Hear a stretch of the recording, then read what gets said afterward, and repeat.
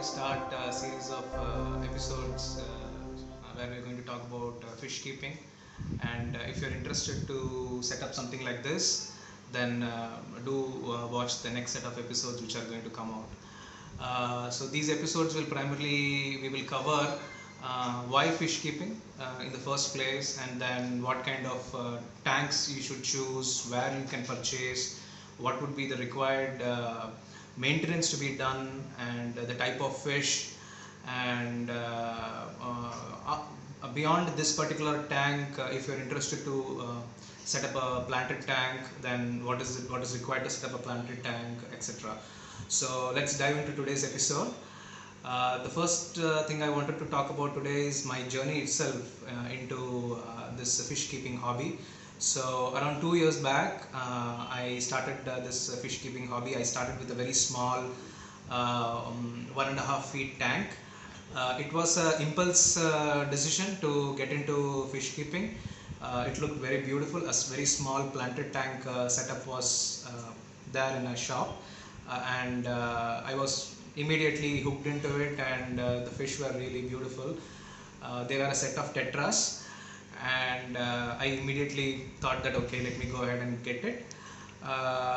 The biggest mistake I did getting into this hobby initially was that I did not do enough groundwork. I did not study about this hobby enough. I was an amateur. I feel I'm still an amateur, but I'm getting better at it. But I just went into it. I spent a lot of money and bought myself my first planted tank, and then started to see a lot of videos, a lot of content on the internet to understand about fish keeping by itself. So especially here in India, if you are living in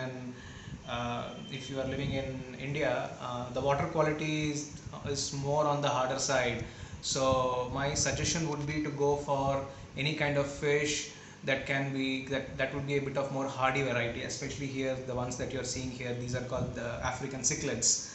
Uh, Generally, any fish you see in the aquariums, right? If it is a very colorful fish, it would either be a saltwater fish, and the next segment, which is the most colorful, those would be these cichlid fishes here. So the first decision that you need to make before you get into this hobby is one, you require to spend regularly, monthly. There is a recurring amount that you need to shell out for to maintaining these fish tanks. And second, it requires at least 10 minutes of time in the morning and 10 minutes of time in the evening to feed these fishes. And every 10 days you need to make water changes, so that requires at least an hour of your time during the weekend. So uh, when it comes to pets, if you're having dogs, or if you're having any other like cats or anything, then I think this is a much easier hobby for you to pick it up. But if you do not have any pets and you are going to start with an hobby, then this is an excellent hobby to go with, because this really doesn't require much of an effort, provided that you study it well and you establish the tank when you're actually getting into this particular hobby. So what matters is, before you get into this hobby, take a decision whether you are going to go the saltwater route or the freshwater route. Next, where it comes is whether you're going for a small tank or for a big tank. The smaller the tank, the more the maintenance. The bigger the tank, the less the maintenance. That is the ground rule. And of course, your cost wise also, a smaller tank will incur less cost, a bigger tank will incur more cost. So that is a decision that you need to make. And the third and fourth most is that you need to decide which fish you are going to keep. So you could have a large tank, a 4 feet tank or a 3.5 feet tank, and you could just have two huge Oscars in it, or an arowana in it, or you could have like close to 20 or 30 cichlids in it, or you could set up a huge planted tank, and probably you could have let's say around 50 to 60 schooling fishes like tetras, which beautifully grow around the tank. So it depends on what you really want to do. It is a wide variety and a huge hobby to get into, and you could spend money and time to your heart. I mean, how much ever you want, you can do it. You could be very creative, arranging right from the aquascaping, the planting of the tanks and everything. So it's an excellent hobby to get into.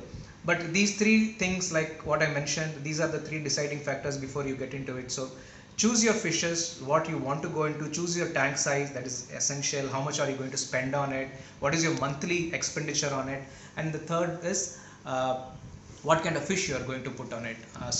Is it going to be a large fish, small fish, is it going to be a schooling fish? So these decisions are core for you to be successful on this hobby. So with this I will end this today's episode. The next episode would be more about where we are going to talk about which fish to start with. So how I started my journey and why I choose the cichlids, or before my cichlids which were the fishes I had, and how to set up a tank like this. So that would be my next episode. So look forward to my next episode. If you like this, do give a thumbs up and inspire me to post more videos. Thank you so much.